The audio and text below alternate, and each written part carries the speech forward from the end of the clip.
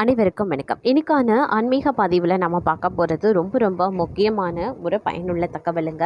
அதாவது ஆடிப்பெருக்கு வருகின்றது. இந்த ஆடிப்பெருக்கு ஆகஸ்ட் மாதம் 3ஆம் தேதி திங்கட்கிழமை வருது.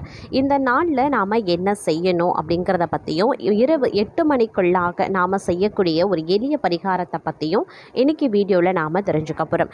இந்த பரிகாரத்தின் மூலமாக பார்த்திங்க அப்படின்னா உங்களுடைய வாழ்க்கையில் எதெல்லாம் நீங்கள் பெருக்கணும் அப்படின்னு நினைக்கிறீங்களோ, வளமையாக இருக்கணும் அப்படின்னு நினைக்கிறீங்களோ, அது எல்லாமே பார்த்தீங்க அப்படின்னா வளர்ந்து கொண்டு பெருகி கொண்டே செல்லும் அப்படிங்கிறத சாஸ்திரங்களில் சொல்லப்பட்டிருக்கக்கூடிய ஒரு விஷயங்க. அதனால் இந்த ஆடிப்பெருக்கை யாரும் தவற விடாமல் ஆடிப்பெருக்கு நாளில் நாம் என்ன செய்யணும், குறிப்பாக நாம் செய்யக்கூடிய பரிகாரம் என்ன அப்படிங்கிறத பற்றின தகவலை தெரிந்து பலன் பெற வீடியோவை ஸ்கிப் பண்ணாமல் கடைசி வரைக்கும் பாருங்கள். வீடியோக்குள்ளே புகிறதுக்கு முன்னாடி இது வரைக்கும் நீங்கள் நம்ம சேனலை சப்ஸ்கிரைப் பண்ணலை அப்படின்னா உடனே சப்ஸ்கிரைப் பண்ணிக்கோங்க. அப்படியே பக்கத்தில் இருக்கக்கூடிய நோட்டிஃபிகேஷனுக்கான பெல் பட்டனையும் ப்ரெஸ் பண்ணிக்கோங்க. சரி நேயர்களே, வாங்க வீடியோக்குள்ளே போகலாம். தமிழ் மாதங்களில் ஆடி மாதம் அம்மனை வழிபடக்கூடிய ஒரு ஏற்ற மாதம் அப்படின்னு சொல்லலாம்.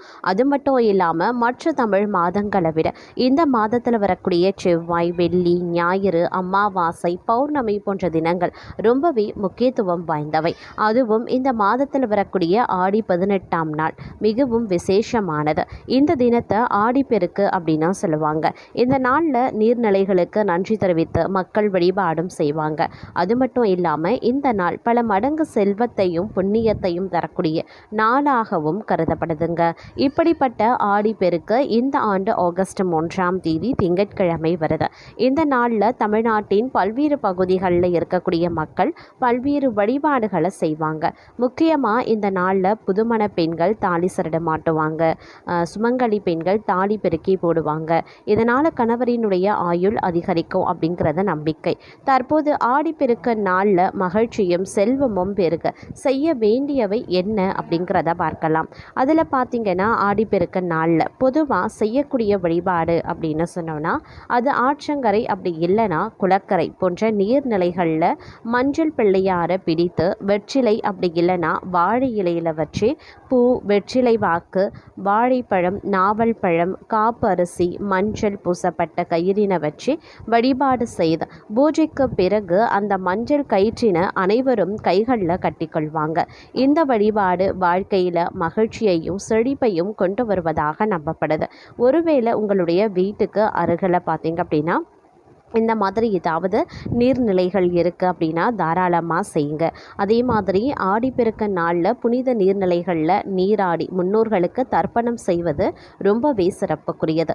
முன்னோர்களுக்குரிய வழிபாடுகளை சரியாக செய்து வந்தோம் அப்படின்னா முன்னோர்களினுடைய ஆசையால் வீட்டில் மகிழ்ச்சி பெருகும் அப்படின்னு சொல்லுவாங்க.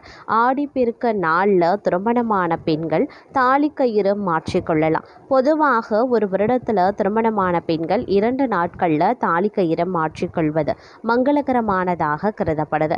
அதில் ஒன்று மதுரை மீனாட்சி திருக்கல்யாண நாள், மற்றொன்று ஆடிப்பெருக்கு நாள். இந்த ஆண்டு ஆடிப்பெருக்கு நாளில் தாலி கயிற்று மாற்றிக்கொள்ள நல்ல நேரம் காலையில் 9:15 மணி முதல் 10:20 வரைக்கும் அப்படின்னு சொல்லப்பட்டிருக்கிறது. அது மட்டும் இல்லாமல் பொதுவாக ஒரு நன்னாளில் தானம் செய்கிறது ரொம்பவே நல்லதுங்க. அதுவும் திருமணமான சுமங்கலி பெண்கள் ஆடிப்பெருக்கு நாளில் தாலி கயிறு, மஞ்சள், குங்குமம், வளையல் போன்ற மங்கள பொருட்களை தானமாக வழங்குவது நல்லது. அது மட்டுமின்றி அன்னதானம் மற்றும் ஏழை எளியோருக்கு வேண்டிய பொருட்களை தானமாக செய்வது அளவில்லாத புண்ணியத்தை சேர்க்கும். ஆடிப்பெருக்கு நாளில் எது நமக்கு குறைவில்லாமல் இருக்க வேண்டும் அப்படின்னு நீங்கள் நினைக்கிறீங்களோ அந்த பொருட்களை வாங்கினா அந்த பொருள் பார்த்தீங்க அப்படின்னா பெருகும் அப்படிங்கிறது நம்பிக்கை. முக்கியமாக மங்களகரமான பொருட்களான மஞ்சள், உப்பு ஆகிய இரண்டையும் நாம் வாங்கிறது மிகவும் நல்லது. இதன் மூலமும் செல்வம் பெருக்குவதா நம்பப்படுது. ஆடிப்பெருக்கு நாளில் குபேர பகவானுக்கு நாணயங்களால் குபேர பூஜை செய்து வழிபாடு செய்கிறது ரொம்ப நல்லது. இதனால் குபேரனினுடைய அருளால் வீட்டில் செல்வம் பெருக்கும் அப்படிங்கிறத நம்பிக்கைங்க. சரி, இப்போது இந்த நாளில் நாம் செய்யக்கூடிய ஒரு எளிமையான பரிகாரம் அப்படின்னு இருக்கிறதுங்க. அந்த பரிகாரம் என்ன அப்படின்னு பார்த்தீங்கன்னா, பொதுவாகவே வந்து ஆடிப்பெருக்க நாளில் வந்து நாம் நிறைய விஷயங்களை மேற்கொண்டாலும் வந்து நம்ம வீட்டில் இருக்கக்கூடிய தெய்வங்களுக்கு, குல தெய்வங்களுக்கு பார்த்திங்க அப்படின்னா நாம் படைக்கிறது, படையலிடுவது அப்படிங்கிறத வந்து வழக்கமாக வச்சுருக்கோம் அப்படின்னே சொல்லலாம்.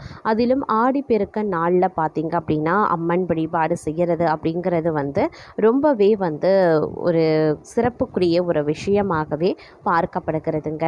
இந்த நாளில் பார்த்திங்க அப்படின்னா நாம் வந்து நம்மளுடைய தெய்வம், இஷ்ட தெய்வமாகட்டும், உங்களுக்கு எந்த தெய்வம் பிடிக்கிறதோ அந்த தெய்வத்திற்கு பார்த்திங்க அப்படின்னா படையலிட்டு வழிபாடு செய்யலாம். இந்த வழிபாடு அப்படிங்கிறத பார்க்கும் பொழுது நீங்கள் ரொம்பவே எளிமையான முறையில் செய்யக்கூடிய ஒரு பரிகாரம் தாங்க. அதாவது தினமும் பார்த்திங்க அப்படின்னா நீங்கள் எப்படி வெள்ளிக்கிழமை அன்று உங்களுடைய வீட்டை சுத்தம் பண்ணுறீங்களோ அதே மாதிரி பார்த்திங்க அப்படின்னா இந்த ஆடிப்பெருக்க நாள்லையும் முதல் நாளே நாம் வந்து வீட்டெல்லாம் சுத்தம் பண்ணி எல்லாமே வந்து செஞ்சு முடிச்சிடுவோம். அதாவது பூஜை அறைக்கு தேவையான அனைத்து விஷயங்களையும் வந்து நாம் அழகாக பண்ணிவிடுவோம். அன்றைய தினத்தில் இரவு 8 மணிக்குள்ளாக பார்த்திங்க அப்படின்னா பூஜை அறையில் பார்க்கும் பொழுது பசும் நெய்யால் ஆன சுத்தமான நெய் ஊற்றி அகல் விளக்கில் ஒரு தீபம் ஏற்றி வைத்து அந்த தீபத்தை வந்து மகாலட்சுமியாக வந்து பாவித்து உங்களுடைய வேண்டுதல்கள், உங்களுக்கு என்ன ஆசைகள் இருக்கிறது, எதெல்லாம் உங்களுக்கு வேணும், இல்லை எதெல்லாம் உங்களுடைய வாழ்க்கையில் இருந்து நீங்கணும் அப்படின்னு நினைக்கிறீங்களோ அது எல்லாமே மனதார அந்த விளக்கிடம் சொல்லி பிரார்த்தித்து கொள்ளுங்க. முடிஞ்சால் அன்றைய தினம் பார்த்தீங்க அப்படின்னா மகாலட்சுமியினுடைய பாடல் ஏதாவது தெரியுது அப்படின்னா, சோஸ்திரங்கள் தெரியுது, மந்திரங்கள் தெரியுது அப்படின்னாலும் தாராளமாக பாடுங்க, சொல்லுங்க. இல்லை புஸ்தகத்தை பார்த்து நீங்கள் படித்தாலும் ஒன்றும் தவறு கிடையாதுங்க. இந்த மாதிரி நீங்கள் செய்யும் பொழுது அந்த விளக்கில் பார்த்தீங்க அப்படின்னா மகாலட்சுமியே வந்து குடிகொண்டு தங்களுடைய அனைத்து வித செயல்களையும் வந்து நிறைவேற்றி கொடுப்பாங்க அப்படிங்கிறது வந்து காலங்காலமாக பின்பற்றி வரக்கூடிய ஒரு ஐதீகமாகவே இருக்கிறது. அதனால் இந்த ஆடிப்பெருக்கு நன்னாளில் பார்த்திங்க அப்படின்னா கண்டிப்பாக உங்களுடைய பூஜை அறையில் பார்த்திங்க அப்படின்னா இந்த விளக்கு ஒன்று ஏற்றி நீங்கள் அந்த பரிகாரத்தை வெறும் ரொம்ப சிம்பிளான ஒரு விஷயம், ஒரே ஒரு அகல் விளக்கு, தூய்மையான பசும் நெய் போட்டு பஞ்சுத்திரி போட்டு நீங்கள் தீபத்தை ஏற்றி மகாலட்சுமியை மனதார நினச்சி உங்களுடைய வேண்டுதல்களை அந்த தீபத்திடம் சொல்ல போகிறீங்க. அவ்வளோதான். உங்கள் வீட்டில் மகாலட்சுமி புகைப்படம் இருக்குது அப்படின்னாலும் ஒன்றும் பிரச்சனை கிடையாது. அந்த மகாலட்சுமியினுடைய புகைப்படத்தை நல்லா சுத்தம் பண்ணி மஞ்சள் குங்குமம் இட்டு வண்ண மலர்கள், வாசனை மலர்களால் அலங்கரித்து தீப தூப ஆராதனை காண்பித்து அந்த படத்திற்கு எதிரில் பார்த்தீங்க அப்படின்னா கிழக்கு நோக்கி பார்த்தீங்கன்னா தீபத்தை ஏற்றி வைத்து நீங்கள் இந்த பரிகாரத்தை செய்யலாம். இந்த பரிகாரத்தை நல்ல நேரத்தில் செய்யணுங்க. யமகண்டம், ராகுகாலம், குளிகை போன்ற நேரங்களை தவிர்த்துட்டு நல்ல நேரத்தில் நீங்கள் இதை தாராளமாக செய்யலாம். ஒருவேளை காலையில் இருந்து சாயந்தரம் வரைக்கும் எங்களால் செய்ய முடியாது அப்படின்றவங்க ஒன்றும் பிரச்சனை இல்லை. 6 மணிக்கு மேலாக 8 மணிக்குள்ளாக இந்த பரிகாரத்தை நீங்கள் தாராளமாக செய்யலாம். இது செய்கிறதன் மூலமாக உங்களுக்கு அதி நன்மைகள் சேரும். உங்களுடைய வாழ்க்கை மிகவும் வளமானதாகவும் அற்புதமாகவும் மாறும் அப்படிங்கிறதுல எல்லளவும் சந்தேகம் வேண்டாம் அப்படிங்கிற ஒரு அருமையான ஆன்மீக தகவலோடு இன்றைய பதிவை நாம் நிறைவு செய்து கொள்ளலாம்.